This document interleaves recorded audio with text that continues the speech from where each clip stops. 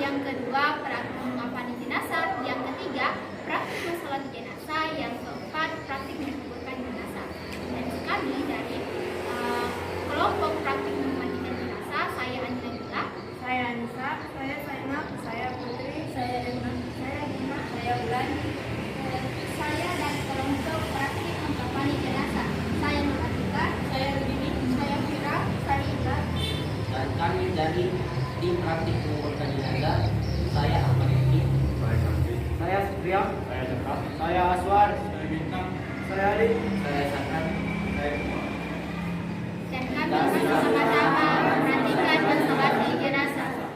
Selamat menyaksikan.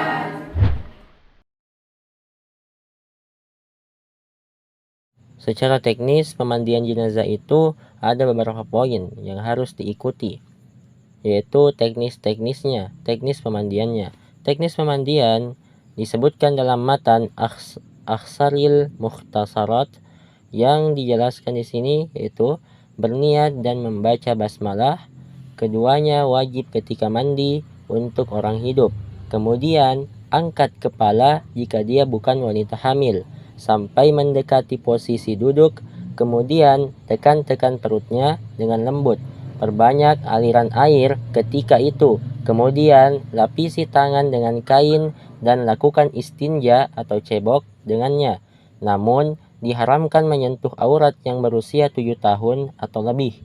Kemudian masukkan kain yang basah dengan jari-jari ke mulutnya, lalu gosoklah giginya dan kedua lubang hidungnya. Bersihkan kedua tanpa memasukkan air. Kemudian lakukanlah wudhu pada mayit. Kemudian cucilah kepalanya dan jenggotnya dengan busa dari daun bidara dan juga pada badannya beserta bagian belakangnya. Kemudian siram air padanya. Disunnahkan diulang hingga 3 kali dan disunnahkan juga memulai dari sebelah kanan. Juga disunnahkan melewatkan air pada perutnya dengan tangan. Jika belum bersih, diulang terus hingga bersih. Dimakruhkan hanya mencukupkan sekali saja, dan dimakruhkan menggunakan air panas dan juga daun usinan tanpa kebutuhan. Kemudian sisirlah rambutnya dan disunnahkan air kapur barus dan bidara pada siraman terakhir. Disunnahkan menyamir rambutnya dan memotong kumisnya serta memotong kukunya jika panjang. Terdapat poin-poin tambahan seputar teknis pemandian mayit. Yang pertama, yang wajib dalam memandikan mayit adalah sekali. Disunnahkan 3 kali, boleh lebih dari itu jika dibutuhkan. Bagi jenazah wanita, dilepaskan ikatan rambutnya dan dibersihkan. Kemudian dikepang menjadi 3 kepangan dan diletakkan di bagian belakangnya, sebagaimana dalam hadis Ummu Atiyah radhiyallahu anhuma. Kedua, mengkafani mayat. Mengkafani mayit hukumnya sebagaimana memandikannya, yaitu fardu kifayah. Berdasarkan hadis dari Abdullah bin Abbas radhiyallahu anhu tentang orang yang meninggal karena jatuh dari untanya, di dalam hadis tersebut Nabi sallallahu alaihi wasallam bersabda, mandikanlah dia dengan air dan daun bidara dan kafanilah dia dengan 2 lapis kain. Hadis riwayat Al-Bukhari dan Muslim. Kadar wajib dari mengkafani jenazah adalah sekedar menutup seluruh tubuhnya dengan bagus. Adapun yang selainnya hukumnya sunnah. Rasulullah Shallallahu Alaihi Wasallam bersabda, apabila salah seorang di antara kalian mengkafani saudaranya, maka hendaklah memperbagus kafannya. Hadis riwayat Muslim. Kecuali orang yang meninggal dalam keadaan ihram, maka tidak ditutup kepalanya, karena Rasulullah Shallallahu Alaihi Wasallam bersabda, jangan beri minyak wangi, jangan tutup kepalanya. Jangan beri minyak wangi dan jangan tutup kepalanya, karena Allah akan membangkitkannya di hari kiamat dalam keadaan bertalbiyah. Hadis riwayat Bukhari nomor 1849 dan Muslim nomor 1206. Kain kafan itu yang berwarna putih yang biasanya kita kenakan itu hukumnya sunnah dan tidak wajib.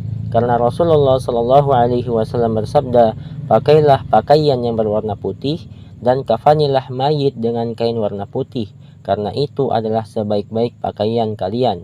Hadis riwayat Abu Dawud, Tirmizi, dan disahihkan Al-Albani dalam Sahih Al-Jami' nomor 1236. Disunnahkan menggunakan 3 helai kain putih. Dari Aisyah radhiyallahu anha, dia berkata, Rasulullah Shallallahu Alaihi Wasallam dikafankan dengan 3 helai kain putih sahuliyah dari kursuf, tanpa gamis dan tanpa imamah. Hadis riwayat Muslim nomor 941.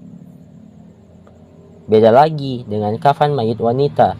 Jumhur ulama berpendapat disunnahkan wanita menggunakan 5 helai kain kafan. Namun hadis tentang hal ini lemah, maka dalam hal ini perkataannya longgar.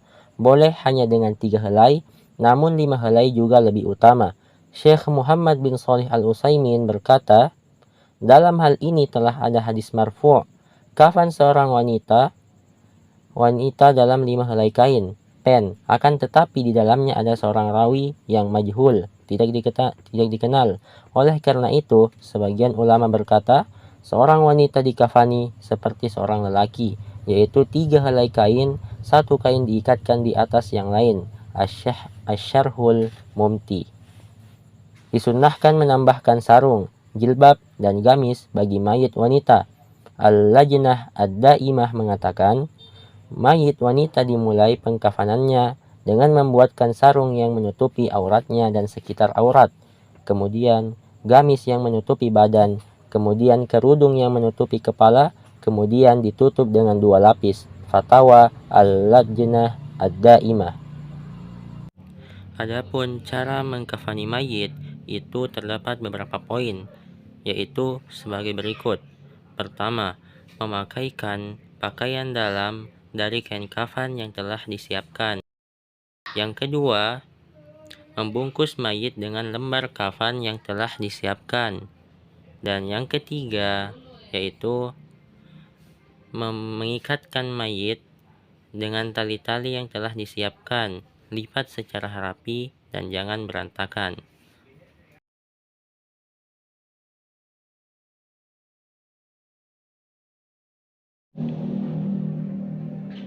Allahu Akbar.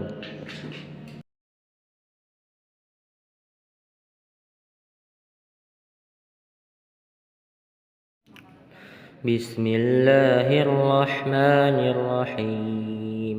Alhamdulillahi Rabbil Alamin. Ar-Rahmanir-Rahim. Maliki Yawmiddin. Iyyaka na'budu wa iyyaka nasta'in. Ihdinas siratal mustaqim. صراط الذين أنعمت عليهم غير المغضوب عليهم ولا الضالين.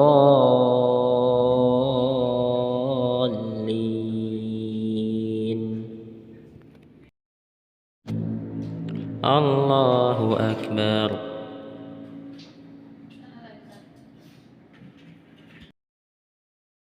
اللهم صل على محمد وعلى آل محمد كما صليت على إبراهيم وعلى آل إبراهيم وبارك على محمد وعلى آل محمد كما باركت على إبراهيم وعلى آل إبراهيم إنك حميد مجيد في العالمين إنك حميد مجيد.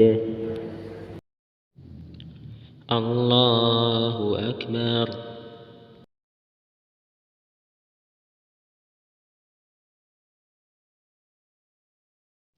اللهم اغفر له وارحمه وعافني واعف عنه. الله أكبر.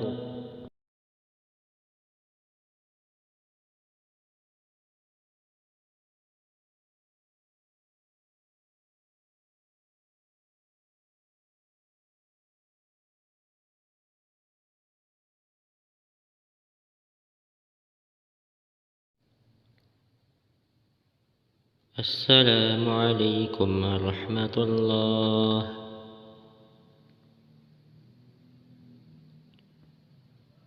السلام عليكم ورحمة الله.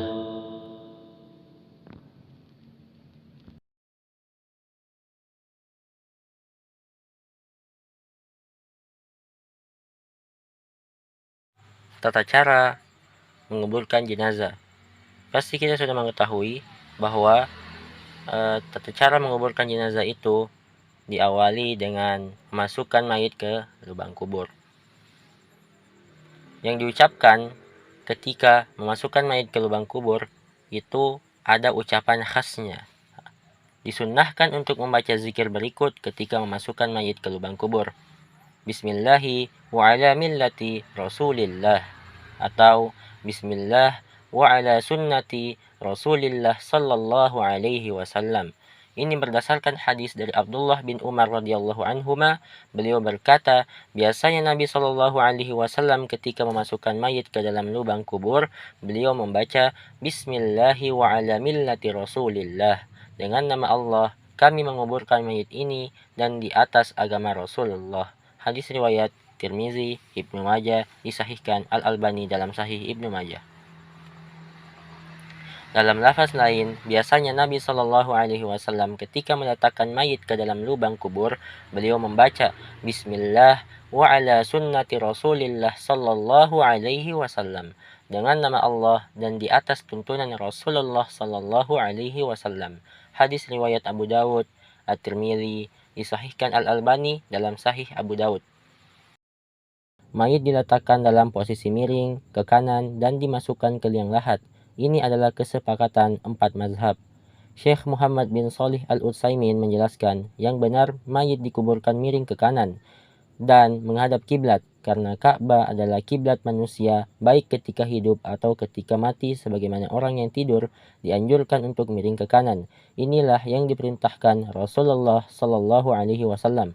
Maka demikian juga mayit, dia dimiringkan ke kanan karena tidur dan mati itu memiliki kesamaan. Keduanya disebut sebagai wafat. Allah Ta'ala berfirman, Allah mewafatkan jiwa seorang pada saat kematiannya dan yang belum mati ketika dia tidur. Quran Surah Az-Zumar ayat 42. Allah Ta'ala juga berfirman, dan dialah yang mewafatkan atau baca menidurkan kamu pada malam hari dan dia mengetahui apa yang kamu kerjakan pada siang hari. Kemudian dia membangunkan kamu pada siang hari untuk disempurnakan umurmu yang telah ditetapkan. Quran Surah Al-An'am ayat ke-60. Maka yang disyariatkan adalah menguburkan mayit dengan membaringkannya miring ke kanan menghadap kiblat. Al-Fatawa Al-Islamiyah. Mayit dihadapkan ke arah kiblat sebagaimana telah dijelaskan oleh Syekh Muhammad bin Shalih Al-Utsaimin di atas. Ini adalah kesepakatan seluruh ulama. Namun, mereka berbeda pendapat apakah wajib atau mustahab hukumnya. Menurut mazhab Hambali, Syafi'i, dan Hanafi, hukumnya wajib selama memungkinkan. Adapun ulama mazhab Maliki mengatakan hukumnya sunnah. Al-A'dawi Al-Maliki rahimahullah mengatakan mayit dibaringkan ke arah kanan dan menghadap ke kiblat. Pendapat yang kuat keduanya hukumnya mustahab. Hasyiyah Al-Adawi, dan mayit dihadapkan jihatul qiblah, arah kiblat, tidak harus persis lurus dan akurat dengan Ka'bah. Bagi kaum muslimin di Indonesia, jihatul qiblah adalah arah barat, maka selama mayit dihadapkan ke arah barat itu sudah mencukupi.